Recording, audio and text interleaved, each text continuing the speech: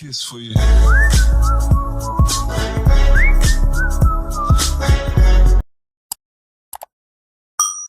Assalamualaikum warahmatullahi wabarakatuh. Halo, semangat pagi anak-anak. Alhamdulillah kita masih bisa melanjutkan pembahasan bab peluang. Ini pembahasan terakhir ya, yaitu mengenai peluang kejadian bersyarat dan frekuensi harapan. Dua kejadian dikatakan bersyarat jika kejadian yang satu mempengaruhi kejadian yang lain. Biasanya ditandai dengan kalimat diambil satu demi satu tanpa pengembalian. Nah, kata-kata tanpa pengembalian inilah yang menyebabkan kejadiannya mempengaruhi kejadian yang lain. Rumus yang digunakan dalam peluang kejadian bersyarat sebagai berikut, yaitu peluang kejadian A dan kejadian B dengan syarat kejadian A telah terjadi itu sama dengan peluang kejadian A dikalikan dengan peluang kejadian B dengan syarat kejadian A telah terjadi. Nah, keterangannya seperti ini. P dalam kurung A dan B dengan syarat A telah terjadi. Ini merupakan peluang kejadian A dan kejadian B dengan syarat kejadian A telah terjadi. Kemudian PA adalah peluang kejadian A, sedangkan P ada garis miring A. Ini artinya peluang kejadian B dengan syaratnya A telah terjadi. Biar lebih jelas, coba kita bahas contohnya. Misalkan di dalam sebuah wadah terdapat 6 kelereng merah dan 4 kelereng kuning. Diambil 2 kelereng satu demi satu tanpa pengembalian. Nah, ada kata-kata ini ya. Jadi bedanya dengan peluang kejadian saling bebas. Kalau peluang kejadian saling bebas itu kan pengambilannya sekaligus. Nah, kalau pada peluang kejadian bersyarat ini pengambilannya satu demi satu dan tidak dikembalikan. Nah, misalkan kita diminta menentukan peluang yang terambil secara berturut-turut adalah kelereng berwarna merah. Jadi pengambilan pertama merah dan merah, berarti pengambilan kedua juga merah. Nah, peluangnya berapa? Coba kita ilustrasikan dulu. Perhatikan ini ada wadah isinya 6 kelereng merah dan 4 kelereng kuning. Misalkan ngambilnya 2 tapi satu demi satu dan tanpa pengembalian. Misalkan pada pengambilan yang pertama itu terambil bola warna merah yang bernomor 3. Nah, perhatikan di sini ini kan ada 6 bola merah. Mau diambil satu. Ngambil satu itu kan banyak kemungkinan yang bisa terjadi ya.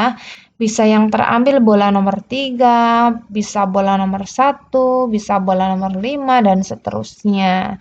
Ada berapa banyak pilihan yang mungkin bisa dilakukan. Nah, itu kita bisa pakai konsep kombinasi ya. Coba kita tuliskan. Rumus tadi peluang kejadian yang pertama merah dan merah lagi ya. Kejadian B dengan syarat pengambilan merah yang pertama telah terjadi. Nah, itu berarti sama dengan peluang kejadian terambilnya kelereng merah. Merah yang mana? Merah yang pertama. Peluang merah yang pertama dikalikan dengan peluang merah yang kedua dengan syarat merah pertama sudah terjadi. Nah, seperti ini ya. Peluang terambilnya kelereng merah pada pengambilan yang pertama itu kan kita hitung pakai konsep kombinasi. Kombinasinya gimana? Coba diperhatikan. Kelereng yang ada kan 6 ya. Ini ada 6. Kemudian diambil 1.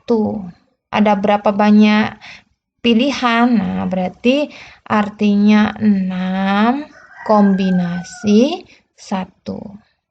Seperti itu dibagi Ini kan kejadiannya, kejadian terambilnya kelereng merah yang pertama, dibagi ruang sampelnya. Ruang sampelnya gimana? Ruang sampelnya ya total kelereng yang ada di dalam wadah. Ini kan ada 6 dan 4. 6 merah, 4 kuning, berarti totalnya ada 10. Diambil berapa? Diambilnya kan 1 ya, berarti 10 kombinasi 1. Bisa difahami ya? Berikutnya dikalikan dengan peluang terambilnya kelereng merah yang kedua dengan syarat pengambilan kelereng merah yang pertama sudah terjadi. Karena pengambilannya tidak dikembalikan, berarti jumlah kelereng merahnya kan berkurang ya. Yang awalnya ada 6, sudah diambil 1, berarti tinggal 5. 5 diambil berapa? Diambil 1. Nah, ada 5 diambil 1. Berarti kombinasinya gimana ya? 5 kombinasi 1. Paham ya? Berikutnya dibagi pengambilan dari total kelereng yang ada. Ingat, tadi kan awalnya ada 10 kelereng, ya, sudah diambil 1. Berarti total kelereng sebelum pengambilan yang kedua ini kan ada 9 ya. Jadi 9 kombinasi 1. Jadi yang dimaksudkan di sini kejadian pengambilan kelereng merah yang pertama mempengaruhi pengambilan kelereng merah yang kedua itu ini. Untuk pengambilan kelereng merah yang kedua itu kelereng merahnya sudah berkurang 1 dan ruang sampelnya sudah berkurang 1 juga. Kita lanjutkan penghitungannya, berarti 6 kombinasi 1 artinya 6 faktorial dibagi 6 dikurangi 1, 5 faktorial dikali 1 faktorial dibagi dengan 10 kombinasi 1 artinya 10 faktorial dibagi 10 dikurangi 1 9 faktorial dikali 1 faktorial. Satunya dari sini ya. Kemudian dikalikan dengan 5 kombinasi 1.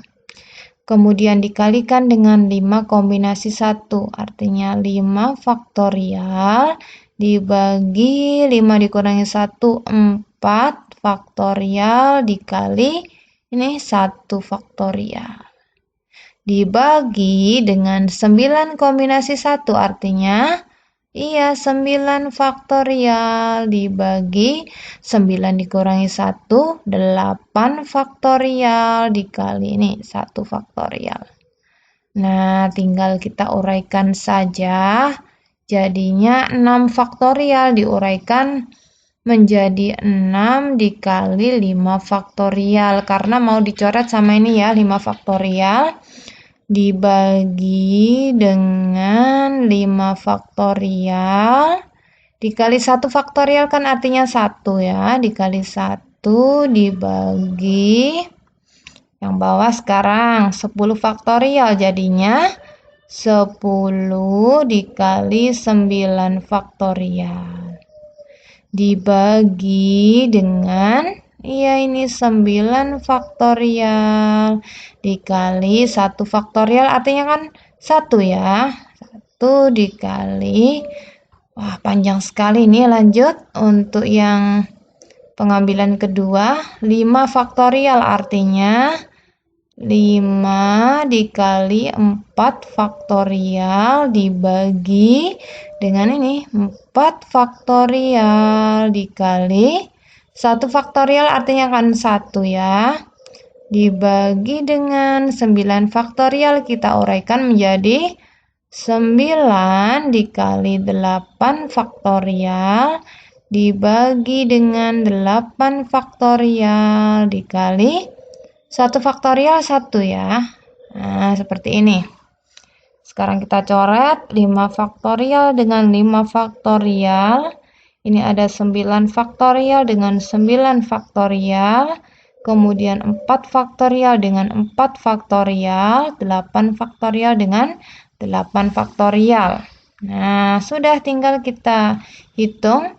6 dibagi 1 hasilnya 6. Dibagi yang ini 10 dibagi 1 hasilnya 10 ya. Kemudian dikalikan dengan 5 dibagi 1 hasilnya 5. Dibagi 9 dibagi 1 hasilnya 9. Nah, kalau sudah seperti ini, kalau misalkan bisa dicoret, silakan dicoret. Kalau tidak bisa, ya sudah. Ini ada 5 sama 10. 5 dibagi 5, 1 ya. 10 dibagi 5, 2. Kemudian 6 dibagi 3 kan 2 ya. Sedangkan 9 dibagi 3 hasilnya 3. Nah, ini ada lagi 2 dibagi 2 hasilnya 1. Berarti tinggal ini 1 dikali 1 hasilnya 1 ya. Per 3. Berarti hasilnya adalah 1/3. Nah, sudah selesai. Coba diperhatikan di sini. Untuk menghitung kombinasi, kalau ada angka berapapun kombinasinya 1, itu hasilnya adalah angka yang dikombinasikan ini. Misalkan 6 kombinasi 1 hasilnya pasti 6. Tanpa kita hitung sepanjang ini, bisa langsung kita ambil seperti itu, tidak apa-apa. Ini ada 10 kombinasi 1 hasilnya ini kan 10. 5 kombinasi 1 hasilnya 5 dan 9 kombinasi 1 hasilnya 9. Jadi besok kalau misalkan ada ujian soalnya seperti ini, bisa langsung dihitung langsung 6/10 seperti itu atau 5/9. Paham ya? Oke, jadi kesimpulannya adalah peluang yang terambil secara berturut-turut, kelereng berwarna merah dan merah adalah 1/3. Bisa difahami ya? Kita lanjutkan mengenai frekuensi harapan. Jadi frekuensi harapan adalah hasil kali peluang suatu kejadian dengan banyaknya percobaan. Mudah sekali ini, peluangnya dikalikan banyaknya percobaan. Rumusnya seperti ini, jadi FHA artinya frekuensi harapan kejadian A itu sama dengan PA dikali N. Dengan ini keterangannya, FHA adalah frekuensi harapan kejadian A, PA adalah peluang kejadian A, dan N adalah banyaknya percobaan. Contoh soal mengenai frekuensi harapan seperti ini. Misalkan ada 3 uang logam dilempar bersama-sama sebanyak 120 kali. Misalkan kita diminta menentukan frekuensi harapan munculnya satu angka. Nah, kalau ada soal seperti ini, berarti langkah pertama kita tuliskan dulu ruang sampelnya. Ruang sampel dari pelemparan 3 uang logam. Masih ingat ya, ada berapa? Iya, ada 8. Kita tuliskan di sini. Untuk uang logam yang pertama, itu kan bisa muncul angka, bisa muncul gambar. Kemudian, uang logam yang kedua juga bisa muncul angka, bisa muncul gambar. Uang logam yang kedua, angka, bisa gambar. Seperti ini. Untuk uang logam yang ketiga, munculnya juga bisa angka, bisa gambar. Nah, kalau dibuat diagram jadinya seperti ini. Kita tuliskan ruang sampelnya. Untuk yang pertama bisa A, A, A. Yang kedua bisa A, A, G. Yang ketiga bisa AGA. Yang keempat bisa AGG. Yang kelima bisa GAA. Yang keenam bisa GAG. Yang ketujuh bisa GGA. Dan yang terakhir bisa GGG. Nah, begini. Karena kita diminta menentukan frekuensi harapan munculnya satu angka, kita cari yang angkanya ada 1 ya. Untuk yang pertama AAA berarti bukan, A-nya ada 3.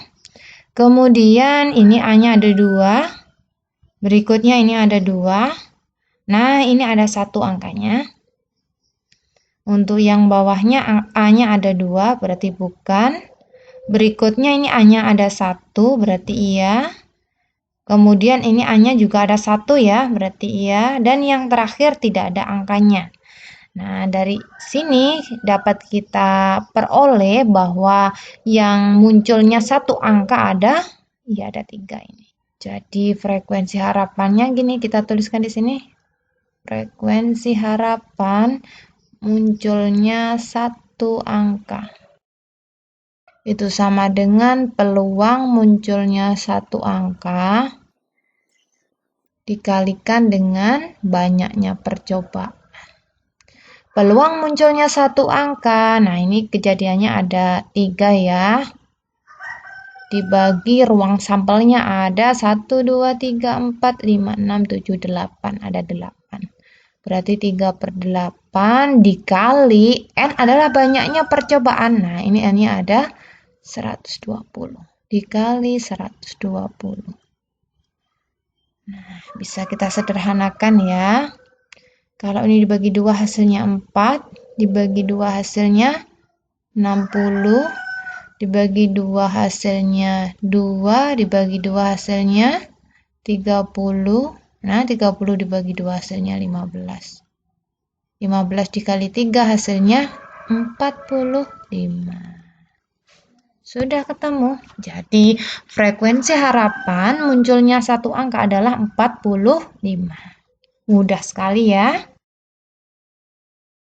Oke, saya rasa cukup penjelasan mengenai peluang kejadian bersyarat dan frekuensi harapan. Semoga bermanfaat, semoga bisa diterima dengan baik. Terima kasih atas perhatiannya. Wassalamualaikum warahmatullahi wabarakatuh.